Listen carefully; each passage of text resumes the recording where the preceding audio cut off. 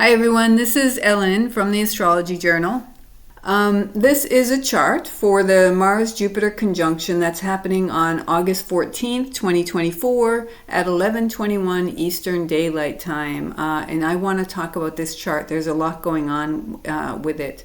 I'm recording this on August 8th at just about a little before 8 in the morning. 7:51 to be exact is when I'm starting. So before I talk about the chart, I just wanted to make an editorial comment about this video. So I had originally laid out some themes that I was going to walk through and talk about, and I ended up only talking about the last one and the first one, and I decided not to go to include what I talked about. I actually did talk about the others, but I decided not to include them because they just didn't feel clear. I felt like they were muddying the water more than they were helping, and I felt like the first and last themes really probably were what was, I have to communicate right now. So when you see me, I'll be referring, you go over here, I'll be referring to these themes, pulling this card up. And that's what this is. These are the themes that I laid out.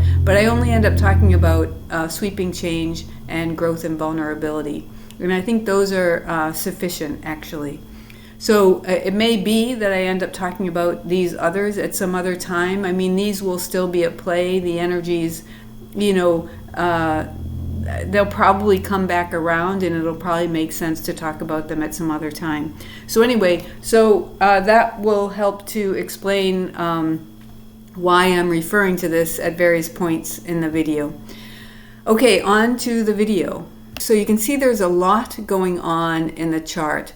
And the main thing for me that sticks out is this Grand Cross. And it involves Saturn, Jupiter and Mars, Venus, and the Moon. So there are squares between all of these, so Moon and Saturn, and then Saturn and Jupiter, Mars, and then Jupiter, Mars, and Venus, and then Venus and the Moon. And then there are oppositions between the Moon and Jupiter and Mars. So the Moon here and Jupiter and Mars down here, and between Saturn here and Venus here. So that's the main pattern in the chart, and it's a mutable cross, or a mutable grand square, or mutable grand cross.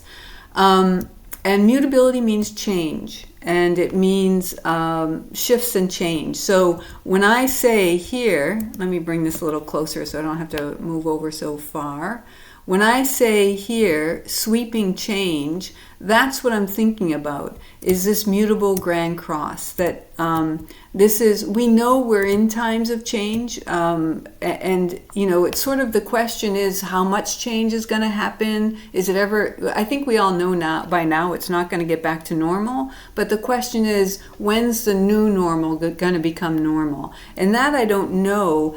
Then the other question is, when's the sweeping change really going to be happening? Because we keep sort of having things happen, but in a way we're still sort of in the same thing. So to me, this chart perhaps suggests we're at the beginning of that sweeping change. We had a Uranus-Mars conjunction. I can't remember when it was. It was about a month ago, I think. And Mars takes about 2 years. I guess I'm getting a little astrologically geeky right now. Sorry about that. But Mars takes about 2 years to travel around the chart. So when it conjuncts with a slower planet, how long it takes to get back to that planet depends on how fast that planet moves. So Jupiter moves a little faster than Uranus. So the Mars-Jupiter conjunction is a little bit longer. So it's 2 years, like 2.25 years, say, to 2.5, or 2 years and 2 months to say 2.5 months, something like that. And the Uranus moves more slowly than Jupiter, so it takes less time for Mars to come back around to meet up with Uranus. So Uranus is closer to a 2-year cycle. But either way you look at it, we're looking at a 2-year period with this Jupiter-Mars conjunction, 2.5-year period with this Jupiter-Mars conjunction, and a month prior, another 2-year period with Uranus and Mars. So we can maybe think of that Uranus and Mars as a kind of maybe a setup of some sort, And then now this Jupiter-Mars conjunction with this grand cross in mutable times, perhaps now we're entering into the time of the changes. Maybe that's what we could say about that. So the first theme, so that was a sweeping change. The first theme that I see is growth and vulnerability. So that's part of change, right? We grow. We're always growing. We're never the same. We're always growing, and that's part of what we came in to do, is to continually grow. And there are these moments when we are growing even more. So let's say we're the baby, we're in the womb. We're always growing in the womb, but there comes a point where we have to change even more. We have to actually shift out of the womb into the world, because if we stay in the womb, we can't grow anymore. So those are moments, those are really moments of really notable change, but we're always changing. So one way we could think about these times is we're entering the birth cycle now. We're in the birth cycle. So let's think about this theme of birth. The Grand Cross is made up of squares, and there are waxing and waning squares. So in the case of this Grand Cross, Saturn is slower moving than both Jupiter and Mars. So this square between Saturn and Jupiter and Mars is a waxing square. The waxing square is 90 degrees, and when we count 90 degrees on the wheel, we get to 0 degrees of Cancer. And Cancer represents birth. It also represents nurturance and nourishment, and those all go together. For us to birth into, some new form, we need some form of nurturance and nourishment to help us get there.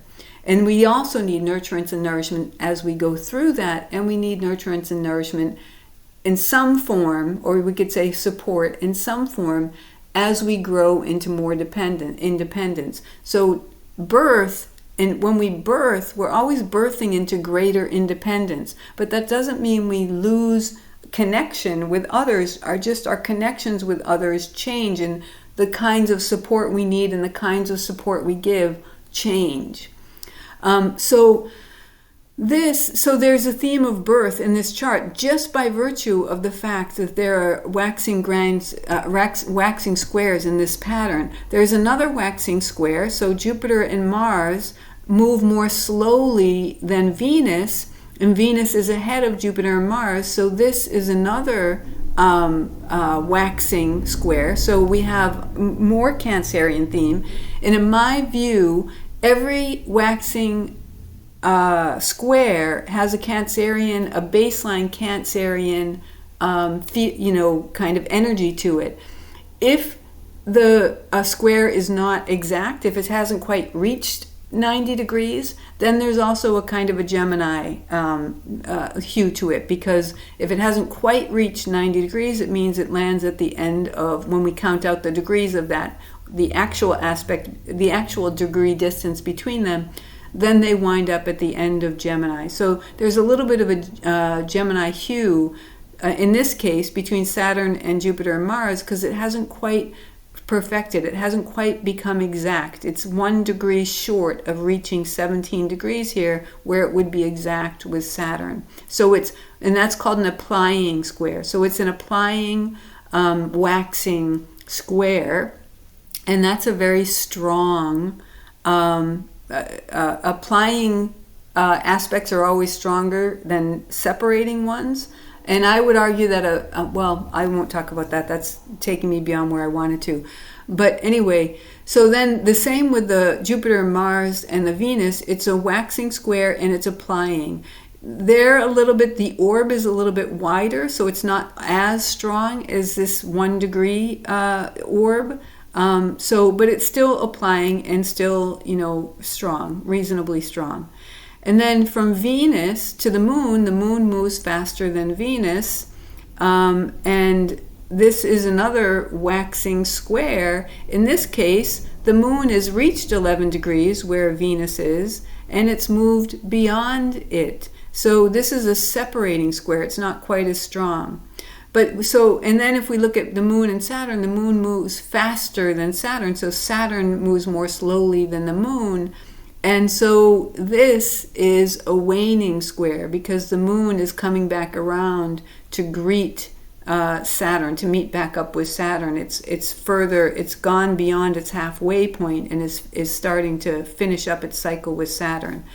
So this is another. This is the only waning square of the 4 squares in the pattern, and it's also an applying square. It hasn't quite reached. The moon at 15 degrees Sagittarius hasn't quite reached 17 degrees of Aquarius, which would make it an exact square or a perfected square with Saturn.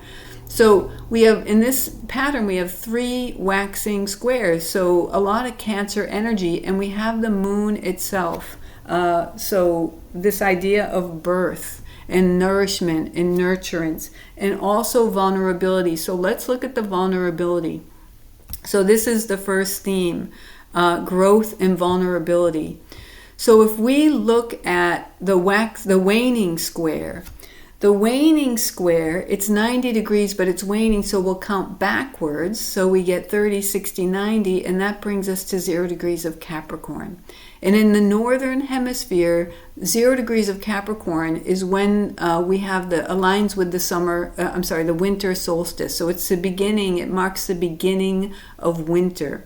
And winter is a time of lack, when we can't just go outside and get our needs met. We actually have to have things stockpiled so we can meet our needs through this period of time. And that means we're more vulnerable during this time. So in the sense that if we don't have what we need, we are vulnerable. We won't be able to make it. So it's a time period where you want to make sure we want to make sure that we have what we need to get us through this time period. So there's that sense of vulnerability. Now we have a sense of why there's vulnerability, or at least one possible reason why there's vulnerability. And so we have things we have food that we can eat through the winter. We have water that we can drink through the winter. We have what we need. That's just the basic idea. In our world, we're a little bit more removed from that, because we just go to the grocery store, and we do that in the summer, we do that in the fall, we do that in the spring, and we do that in the winter. And so in some ways there's like no difference. There's a little bit of change in the food that's available to us, but not a huge difference. But if we don't have our electricity, or if we don't have our heat, or if we can't get to the grocery store or something like that, then we're more vulnerable during this time than we would be in the warmer months. So that's the idea of the waning square. And we have the moon, which in itself talks about this idea of birth, which means growth. So it connected with this idea of vulnerability. And then we have Saturn in Pisces. So I'm a modern astrologer. So Saturn rules Capricorn. And so to my modern mind, Saturn equals Capricorn. Symbolism is the same. We can draw from both of these, the same kind of symbolism. And Capricorn on the natural wheel we'll just say that, on the natural wheel, is opposed Cancer. So here we have Cancer, that theme of Cancer again. And whenever you're looking at polarity signs, there's some of the other, whichever sign we're looking at, we will see some of the other in that sign. So in Cancer, we have the vulnerable, soft body of the crab. And then Capricorn provides the hard outer shell that keeps that crab safe and protects it. Saturn right now is in Pisces, and so this outer shell, we could say, is being washed away. It's like we're in a molting period, and the molting period is when we've outgrown our shell, and we need to shed that shell so we can grow further. If we don't shed that shell, we can't grow further. Just like the fetus in the womb, you reach a certain amount of, a certain size, and you can't, in a certain, functional level and all that, And you can't grow anymore. You have to leave the womb to be able to grow further. So this Saturn being in Pisces tells us that we're in a major molting period because we need to grow more. And we can't grow more if we don't go through this period. So if we go back to the crab, and also the baby that's just been born, the newborn baby is incredibly vulnerable. It doesn't know how to take care of itself. It needs to be, cared for and protected by those around it. And when we think about the crab and it's molted its shell, it no longer has that shell, it makes sense that it's more vulnerable than it is when it has that shell. So it's just a period, by virtue of growing and being in these growth moments, we are more vulnerable. So one assumes that that Cancer has something inbuilt in, or the crab rather, has something inbuilt in it that helps it navigate itself, like tells it I need to be in these hiding places because I know I'm more vulnerable. Something in it must know what to do to give it a greater protection during that period of time, right? So we can assume that we have something inbuilt in us. And opposite of Saturn is Venus. And I didn't look at these oppositions, by the way. So there are two oppositions in any Grand Cross pattern. So in this case, we have Saturn opposed Venus. And this opposition, you can see Venus hasn't yet reached 17 degrees. So this is a waxing, applying opposition. So it's strong. There's a pretty good orb between them. So it's not as strong as a 1 degree orb as we see here. But it's an applying aspect. So it's stronger than if it were separating. In other words, the energy is building to the peak of the opposition.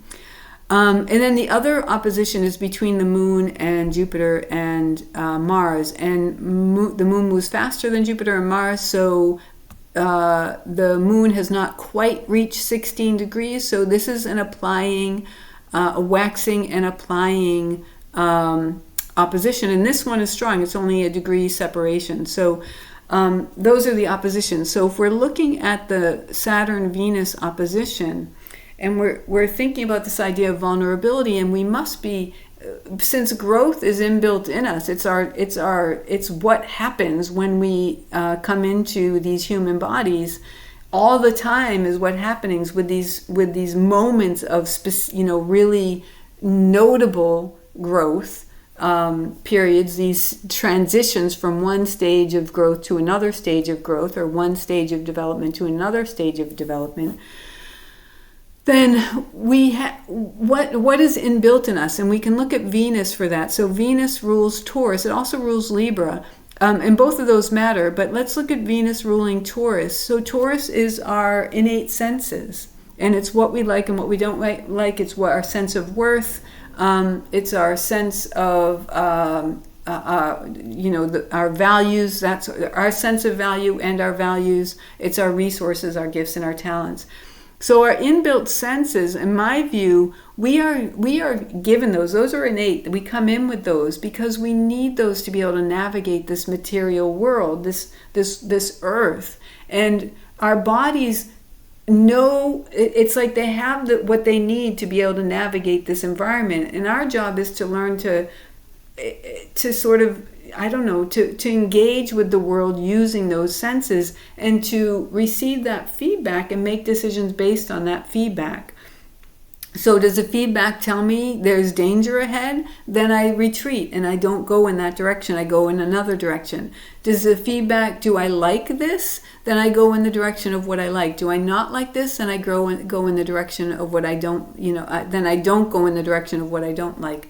So the trick becomes when we get confused, like by society or whatever. Society confuses us, and what is dangerous we're told isn't dangerous, and so we go into that.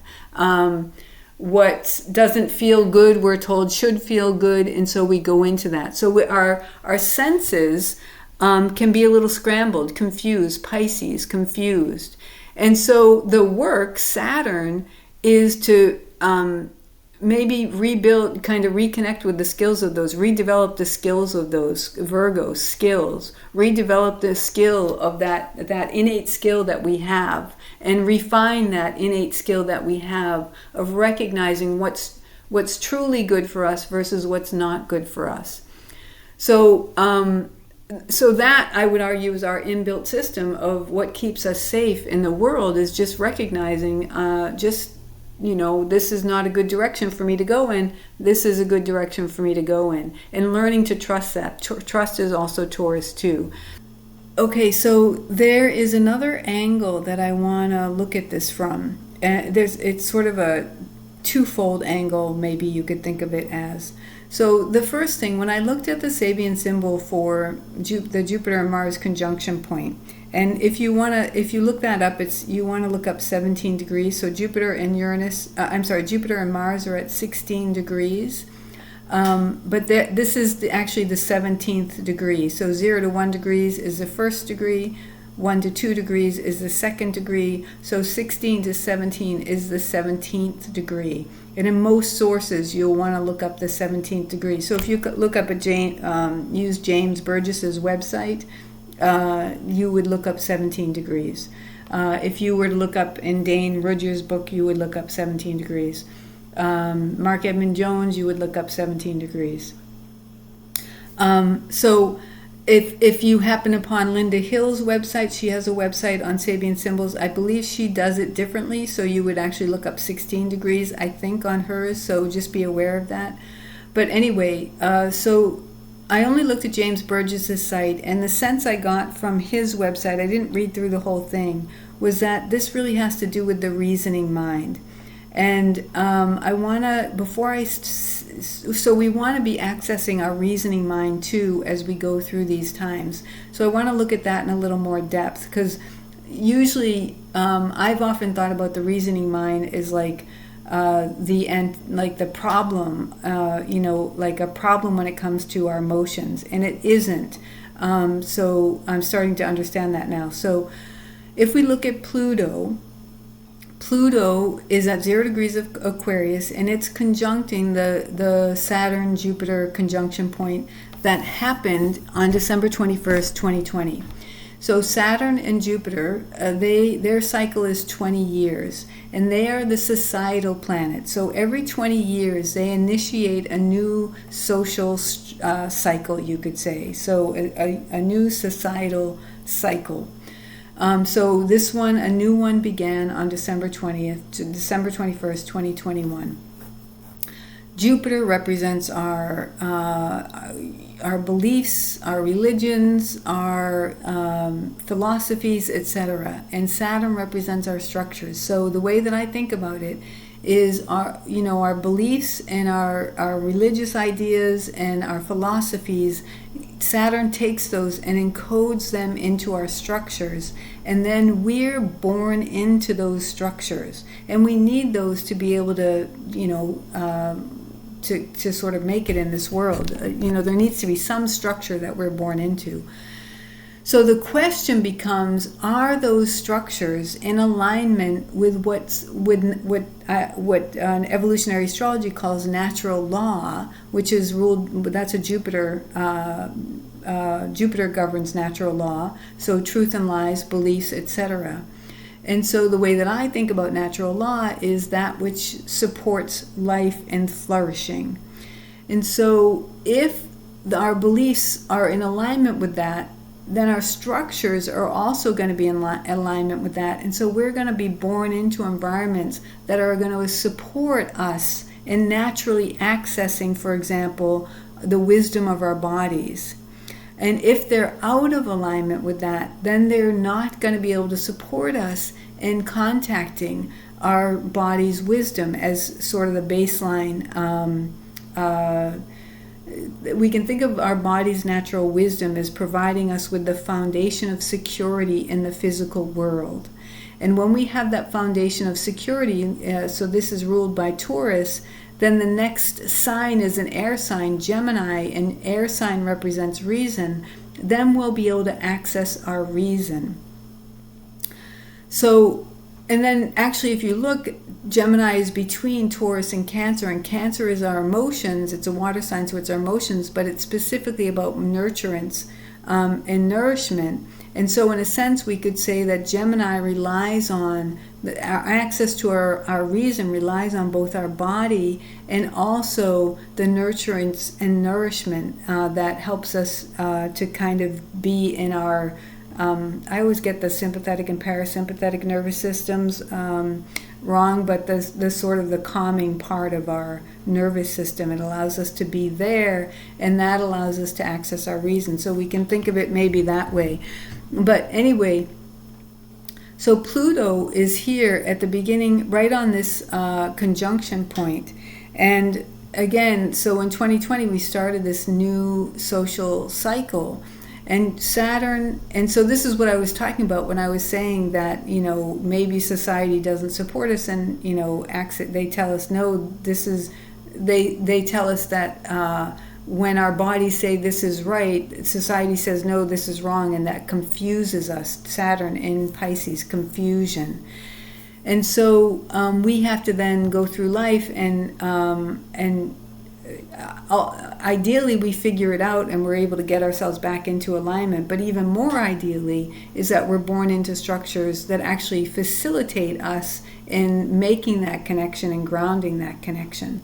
So hopefully, my hope for these next 20 years is we start to turn things around and start to move into structures that actually support, as each new person comes in, they're supported in connecting with their natural wisdom. And so they're more grounded. They can be more grounded, and then be able to access, their, higher reason to move through life. So the tricky part about reason is when our societies are out of alignment, and so therefore we get out of alignment. One of the things that can happen is we can use our reason to try to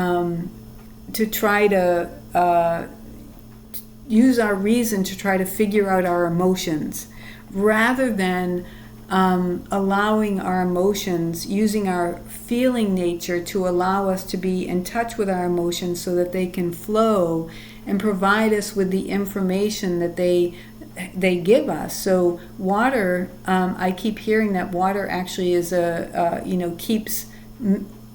is a container of information in a way. It's memory. It remembers everything. So in a certain sense, it's information. And so if we can allow those emotions to flow, we can allow that information to flow through our body. And that can actually be very healing for us. So I hope that that made sense. Anyway, so then we can use our reason. So when we've been able, so we're in touch with our feeling nature, and then we can use that to help us, help that can help our emotions to flow. Then we can access our reason. But if we're not able to do that, then one thing that can happen is either our emotions override our reason, or we're using our reason to try to rationalize our emotions, to try to, maybe even fight with our emotions, to try to, keep them in check and all that kind of stuff. So anyway, Pluto is going to move back into Capricorn. So this is another piece that I want to talk about. So Pluto is going to move back into Capricorn on September 1st, of this year, 2024, and it'll be there for a couple months until just after the U.S. election. So I think it's like a week after the U.S. elections, and then it'll move back into, so in November it'll move back into Aquarius, and it'll stay in Aquarius for good. So Pluto has been moving back and forth between Capricorn and Aquarius for about the last year. So it's been giving us an opportunity to make peace, to start to get used to the idea that we're leaving the old behind, and we're really leaving the old behind this time. So we're always kind of leaving the old behind. Let me back up a little bit. So Jupiter and Saturn, their cycle is 20 years, but they also, every 20 years, for a certain period of time, they make their conjunctions in a given element. So they've been making their conjunctions in earth signs, and I think it's a 240-year cycle. So they've been making their conjunctions in earth signs. But the conjunction they made here at 0 degrees of Aquarius is their first conjunction in air signs, and they'll be making conjunctions in air signs for the next, again, I think it's 240 years. There was an exception. They did make a conjunction in Libra in 1980, but that was an exception to the norm. Generally, they were making conjunctions in earth signs. So when they were making their conjunctions over the last 240 years, while it was beginning a new cycle each time, there was still a baseline. So it wasn't as big a change as what we're entering into now from that perspective. So this 20-year cycle that we're in is entirely new. We can go back and look at 1980, that 20-year stretch, to get a sense of what air is about. But really, generally, we've been wired for Earth, and now it's changed. So this idea, the theme that I was talking about earlier was this idea of vulnerability. And when we move from what we know, which is Capricorn, to what we don't know, which is what Aquarius is, that's another point of vulnerability, because if we don't already know something, knowledge of something gives us a sense of security and safety. So when we move into something new and we don't know how to navigate it, it's just like moving into it's just like being birthed anew. It's an entirely new world, and we don't know it yet. And so there's a certain kind of vulnerability that comes with that. So that's really the point I want to make there. So Pluto rules Scorpio, and Scorpio is a water sign, and this is about emotions, and this can be about really intense, deep emotions. The function of Pluto is to go down into the underbelly and dredge up whatever needs to be dredged up that hasn't been processed and seen and etc., that's been hidden, that's been kept from us and all that, and to bring it into the light of awareness, and so that we can see it and so that we can process it. And so when Pluto goes back into Aquarius for its last hurrah there, what I think, the way that I'm thinking about it, whether or not this ends up being what is, that's a different story, but how I'm thinking about it is this is going to be the final purgings of the old. And when we consider that Jupiter and Mars and Uranus and Mars, their cycle is, each of their cycles is 2 years. So in just the past month or so, we've entered into these new 2-year cycles. What I think is, so we'll see the final purgings of the old, and for the next 2 years, we'll be sort of trying to, integrate all of everything and try to find our footing in terms of the new. So that's sort of the way that I'm thinking about it. And so when we look at Pluto, now I want to get back to us and our point of power. When we look at Pluto, Pluto, again, as ruler of Scorpio, ruler of a water sign, and particularly about going into the depths, this can be about, and Pluto can be intensity, this can be about really deep emotions and really intense emotions. And the thing is, if we don't know how to process our emotions,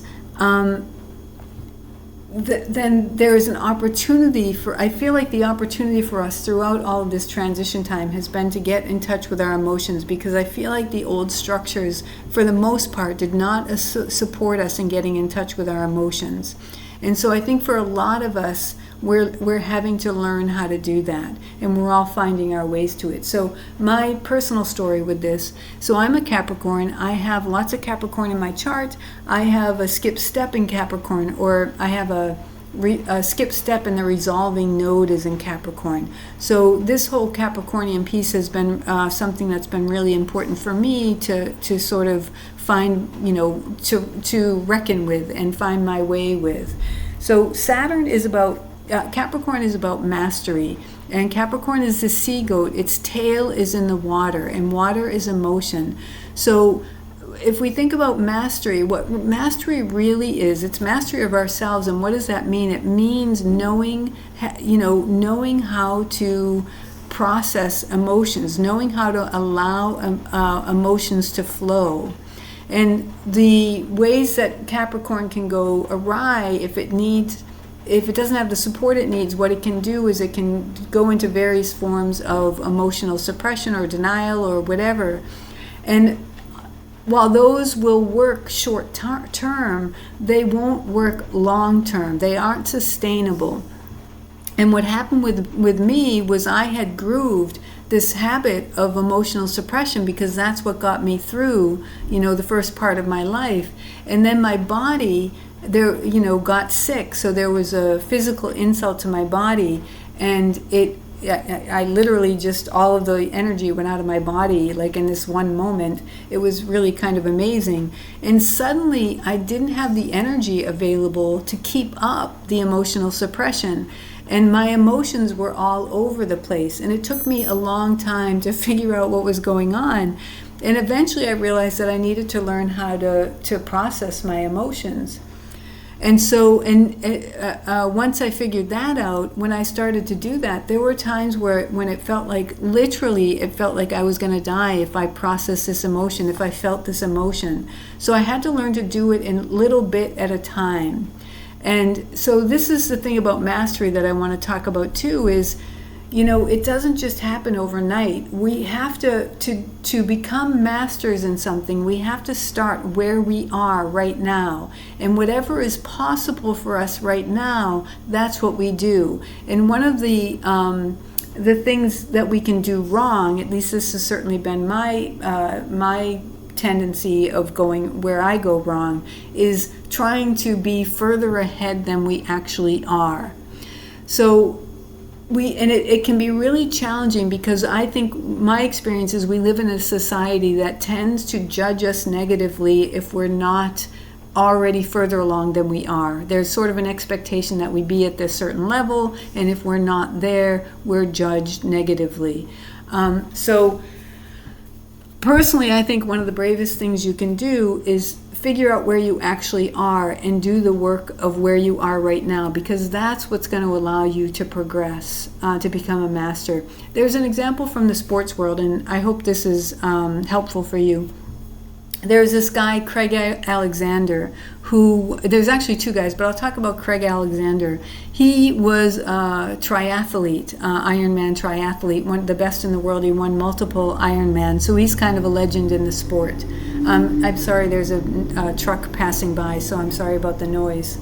But he was a legend in the sport, and he talked about, he came to endurance training later in his life. And he talked about how he something in him, he just knew. So this is sort of this idea of Taurus, this instinct, this just knowing. He just knew that he had to build up his aerobic base. And what that meant was doing a lot of long, slow miles. And when he was training with other people, they're like, hey, what are you doing? You could be winning these things right now. You could be, you could be doing a lot better if you would just train harder or whatever. But he knew that wasn't the right way to go, even though the culture said something different. And this is where it's so hard to go, because almost everybody else is gonna take that sort of I don't know how to say it. They're just going to go along with that norm, even though they know there's something that it doesn't feel right. But he chose to go with what felt right. And ultimately, he ended up becoming a legend in the sport, because when he finally built his aerobic base and he could add on more training to that, he became a legend in the sport. So it's really important to just be with where we are right now, because that's what's going to allow us to build up our mastery of ourselves. And so same with emotions. So again, what I had to do when I started becoming aware of my emotions was just learn. I could only process a little bit at a time.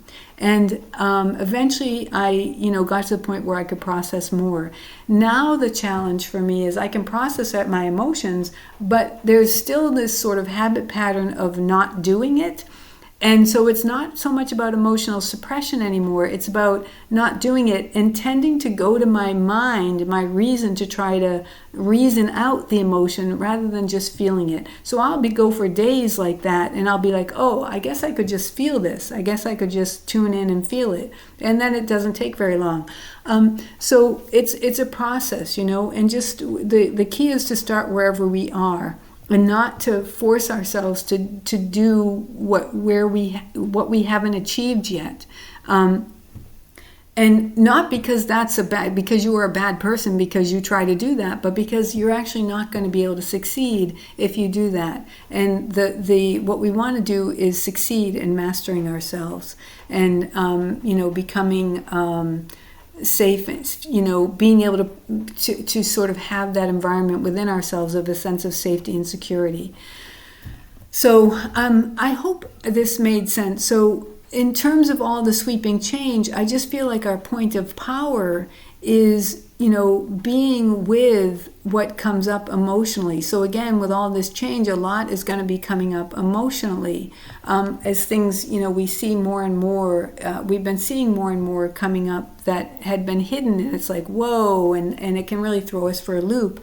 And if we can tune into our emotions and process those, and when we can do that, when we can tune into our emotions, when we're not governed by fear, Pluto and Scorpio, fear, if we're governed by fear, it's hard for us to access our body's wisdom, and it's hard for us to access our reason. And it's hard, we can't then also, nor can we access the information that comes to us from the wisdom of our emotions when we're able to process those, and the information and healing that can come for us when we process those.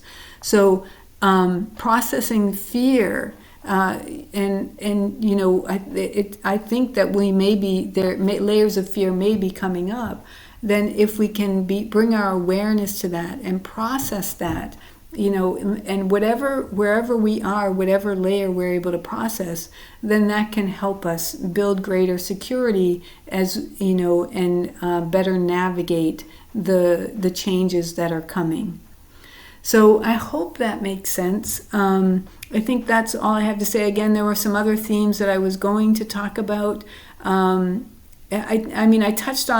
didn't really touch on these that much, but they are relevant and they do matter, but it just felt like these were the more important things to talk about. And if I hope that there's another time where some of these things do come through, because I do think they're important, but they just weren't there. I see them, I understand them, and they matter to me, but I just wasn't quite able to tackle them in this video. So anyway, I will leave it there. Thank you for listening. And I hope there was something helpful for you. But remember, these are, what I see based on my experience, my perspective. And so, again, if that's helpful, great. If not, that's okay too. Find what works for you. Find what's helpful for you. Okay, take care. Bye.